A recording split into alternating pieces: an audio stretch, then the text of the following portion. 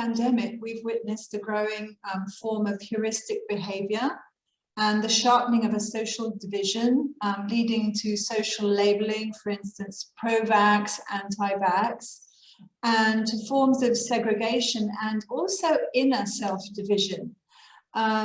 One group feels it's sacrificing itself for the greater good, for the community. The other group instead claims its individual rights and freedom of choice. What happens from a psychological point of view according to your studies and research?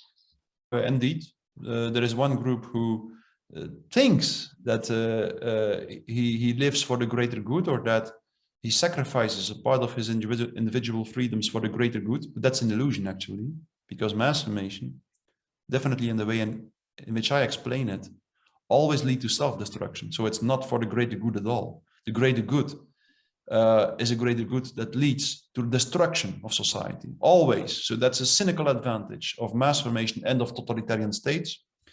A classical dictatorship can last for thousands of years. It can function quite well, a classical dictatorship. But a totalitarian state, because it is based on mass formation, and mass formation is always destructive and self-destructive, will always self-destroy. It will always destroy itself. The mechanisms why it does so are quite hard to explain. I explain them in my book, but it's clear they do.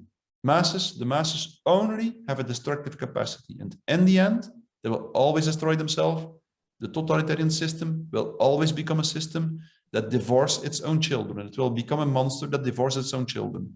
The easiest way to understand that is simply because in the masses, people constantly need an object of anxiety that has to be destroyed. Without that, the mass formation stops.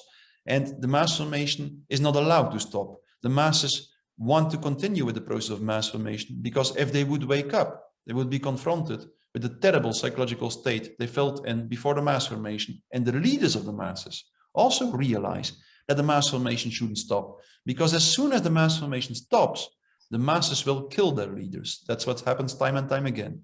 The masses will start to see the destruction that happened, and they will keep their leaders responsible. So they will unleash their anger also. Yeah, absolutely. Unleash their anger. Yeah.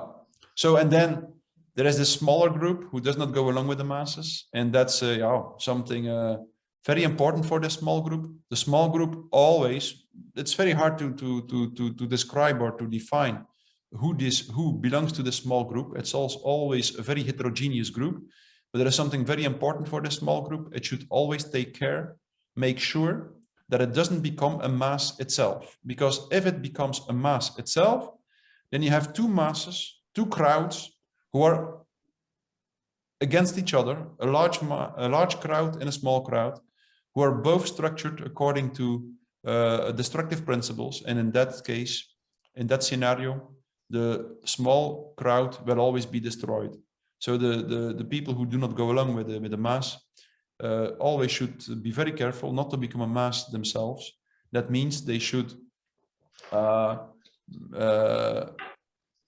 make sure that all different opinions are welcomed, that the group does not expect that everybody starts to think in the same way, and the group should be formed on the basis of connections between individuals and not connections between the individuals in the group. That's in a nutshell what's extremely important for a small group.